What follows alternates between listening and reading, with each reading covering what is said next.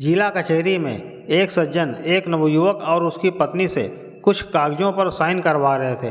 दोनों पति पत्नी आश्चर्यचकित से उन कागजों पर साइन कर रहे थे। कौन थे वे सज्जन और उन पति पत्नी से कौन से कागजों पर साइन करवा रहे थे, जानने के लिए हमारे साथ अंत तक बने रहिए इस कहानी में। किसी गांव में संजय और माधव नाम के दो व्यक्ति रहते थे।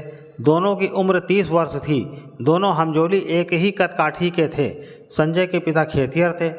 घर की आर्थिक स्थिति अच्छी ना होने के कारण वो दूसरे के खेतों में भी काम कर लिया करते थे, जबकि माधव घर से ठीक ठाक था। दोनों के घरों का फासला कुछ गांवों का था। संजय का 2 कमरों का एक छोटा सा मकान था, जबकि माधव का घर अपेक्षाकृत बड़ा था। लेकिन यह आर्थिक स्थिति का फासला दोनों की दोस्ती के बीच की दीवार कभी नहीं बना।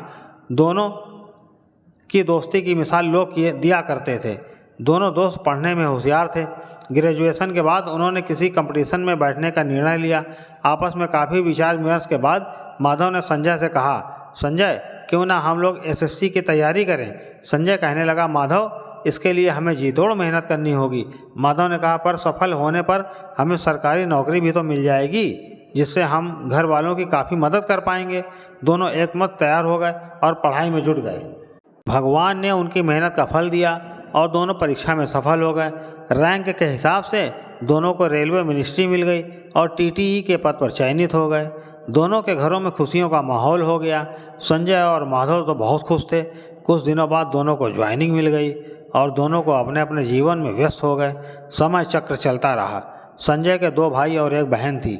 संजय सबसे बड़ा था। संजय के पिता ने संजय और उसके भाई बहन को पढ़ाने लिखाने में अपनी खेती गिरवी रख दी थी। जबकि संजय की नौकरी लग गई तो उसने सबसे पहले पिता का कर्ज चुकाया, खेती छुड़ाई। संजय के भाई बहन पढ़ने के इच्छुक नहीं थे, अतः संजय ने उन पर दबाव नहीं बनाया। संजय से छोटी बहन थी। संजय ने बहन की शादी की बात माता पिता से की। उन्होंने कहा, बेटा तुम सबसे बड़े हो, अगर तुम्हारे विवाह पहले हो जाए तो हमें भी कुछ आराम मिल जाए। संजय ने स्वीकृति दे दी। अब संजय के माता पिता एक अच्छे रिश्ते की खोज में लग गए। पंडित जी ने एक रिश्ता सुझाया। उन्होंने कहा, लड़की पढ़ी लिखी है, गुणी है, आप लोग देख लीजिए। संजय के माता पिता पंडित जी के साथ दूसरे गांव लड़की देखने गए। दोनों को लड़की ठीक लगी। लड़की के माता पिता ने संजय को देखा। संजय और उस लड़की ने भी एक दूसरे को पसंद किया। बात पक्की हो गई। तय समय पर संजय का विवाह हो गया। सब खुशी खुशी रहने लगे। कुछ दिनों के बाद संजय ने दूसरे गांव में अपनी बहन का रिश्ता पक्का कर दिया और शुभ मुहूर्त में बहन का विवाह करके उसे विदा किया। वक्त बीतता गया। एक दिन अचानक दोनों दोस्त मिल गए। संजय और माधव एक दूसरे को देखकर बड़े खुश हुए। संजय ने माधव से कहा, यार माधव तुम बहन की शादी में नहीं आए। माधव ने बताया कि उसी दिन तुम्हारी भाभी को लेकर अस्पताल जाना पड़ा, क्योंकि उसे लेबर पेन हो गया था। रात में उसने एक बेटे को जन्म दिया।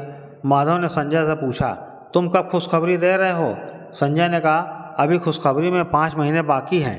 माधव ने कहा, देख संजय, मेरे घर में बेटा है, अगर तुम्हारे घर में बेटी आती है तो हम दोनों का विवाह कर देंगे। संजय इस बात पर राजी हो गया। माधव ने पूछा, संजय तुम्हारा स्वास्थ्य काफ़ी खराब दिख रहा है। संजय ने बताया कि सारे घर की जिम्मेदारी है, बहुत मेहनत करनी पड़ती है। पिताजी के स्वर्गवास के बाद सब कुछ मुझे ही देखना पड़ता है। माधव ने पूछा, तुम्हारे भाई क्या करते हैं, उन्हें भी तो जिम्मेदारी उठानी चाहिए। संजय कुछ ना बोला। दोनों दोस्त काफ़ी देर तक बातचीत करते रहे। फिर माधव विदा लेकर चला गया। कुछ दिनों के बाद संजय के यहाँ एक कन्या का जन्म हुआ।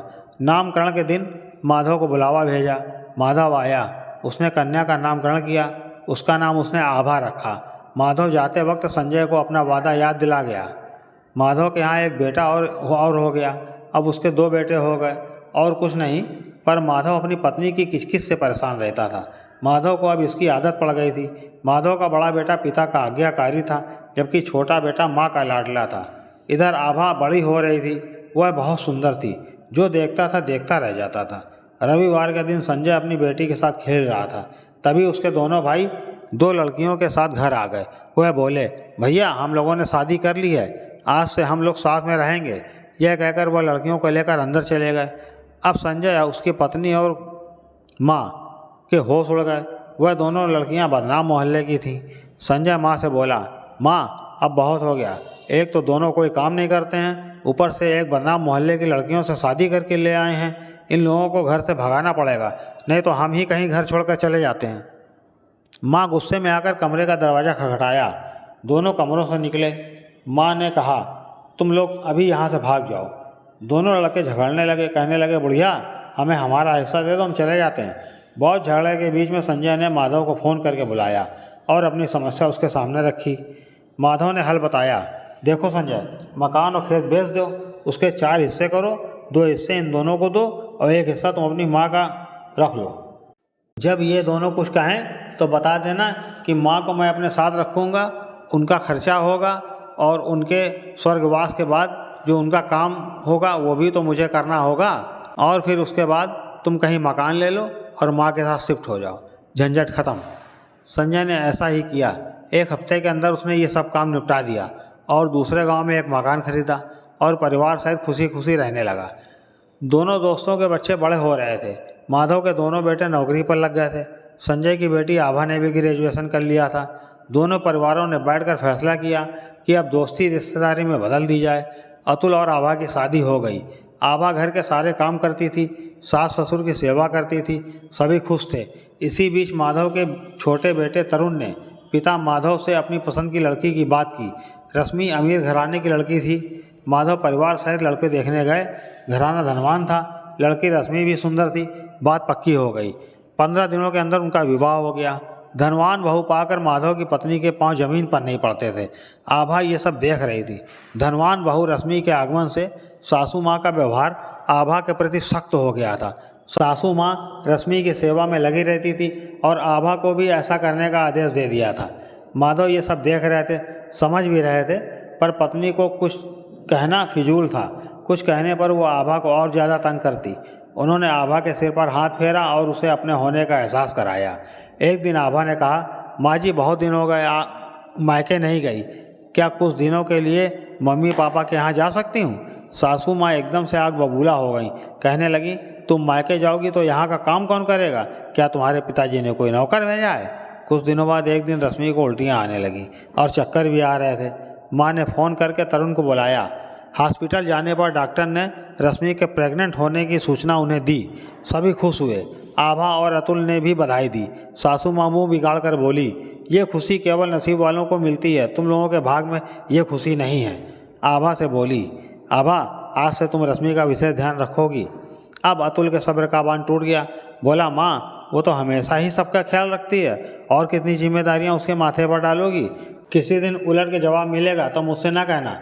अतुल के बोलने से आभा को काफ़ी राहत मिली, क्योंकि अकेली वह अंदर ही अंदर घुट रही थी। माधव ये सब देख सुन रहे थे। वो ये सोच रहे थे कि दुनिया की समस्याएं लोग मेरे पास आके सुलझाते हैं और मैं अपनी ही समस्या नहीं सुलझा पा रहा हूँ। आभा मन ही मन घुल रही थी। इधर संजय सोचता था कि वो दोस्त के घर आराम से है, तभी तो मिलने नहीं आती है। एक दिन सुबह सुबह माधव आभा और अतुल के कमरे में आए और बोले, बच्चों तुम दोनों जल्दी से तैयार हो जाओ, मंदिर के लिए निकलना है।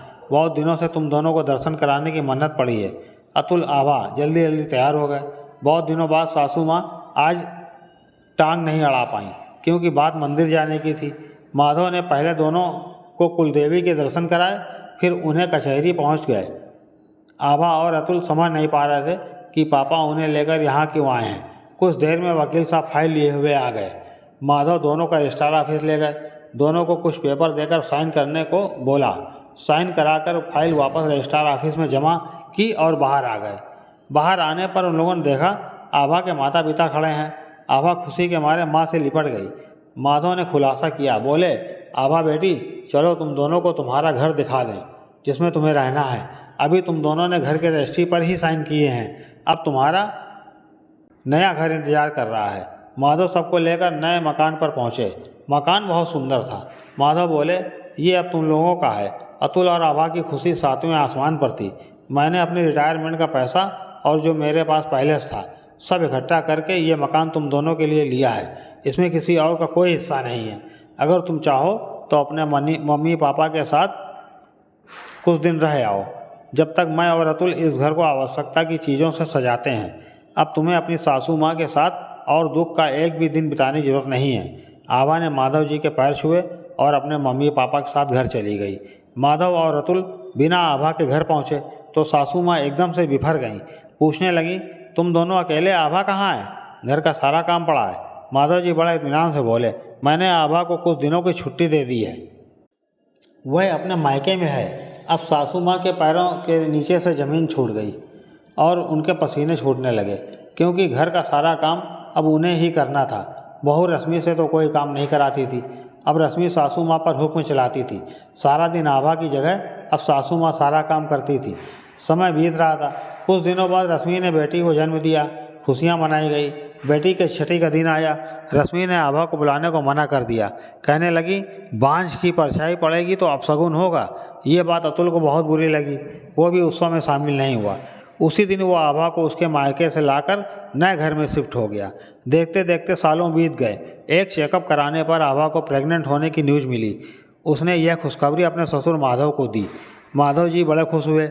एक रात दर्द उठने पर अतुल ने आभा को एडमिट कराया। सुबह उसने एक जुड़वा बच्चे को जन्म दिया। फ़ोन पर अतुल ने पापा माधव को सूचना दी। सुनते ही फ़ोन रखते हुए बोले, अरे सुनती हो, हमारी बहू ने जुड़वा बेटों को जन्म दिया है। माधव की पत्नी दौड़ कर आई और आभा का हालचाल पूछने लगी। माधव ने कहा, मैं अस्पताल जा रहा हूँ, तुम्हें चलना है क्या? उनकी पत्नी बोली, हाँ हाँ क्यों ना चलूँगी, मुझे भी तो अपने पोते को देखना है। बहू रश्मि बोली, माँ जी आप कैसे जा सकती हैं, बच्चे कौन देखेगा, मुझसे ये सब ना हो पाएगा। सासू माँ बोली, जा अपने माँ बाप से कहे नौकर मंगा ले, मैं तो अपनी प्यारी बहू के पास जाकर रहूँगी। तेरी सेवा करते करते मैं थक गई हूँ। माधव जी अपनी पत्नी के साथ हॉस्पिटल पहुँचे। आभा के माता पिता पहले से मौजूद थे। दोनों दोस्तों ने एक दूसरे को बधाई दी। दोनों की पत्नियों ने भी एक दूसरे को बधाई दी। माधव जी की पत्नी बोली, बहन मुझे माफ़ करना, मैं पैसों के मोह में फंस गई थी। कुसुम ने कहा, कोई बात नहीं बहन जी, देर आए दुरुस्त आए। सभी आभा के वार्ड में पहुँचे। दोनों बच्चे बहुत सुंदर थे। सासू माँ ने दोनों को प्यार किया। आभा का माथा चूमा। आभा से बोली, मैं पगली स्वर्ग छोड़कर नर्क भोग रही थी। सभी खुश थे। अतुल ने कहा, पापा मम्मी आप लोग अब से हमारे साथ रहेंगे। इतने दिनों तक मम्मी ने छोटी बहू की गुलामी की, अब बड़ी बहू की गुलामी करने का वक्त आ गया है। सुनकर सब हंसने लगे। तो दोस्तों आपको ये कहानी कैसे लगी कमेंट में लिखिएगा। अच्छी लगी हो तो लाइक कीजिएगा। हमारे चैनल को सब्सक्राइब करना ना भूलिएगा। जय भारत। मिलते हैं अगली कहानी में।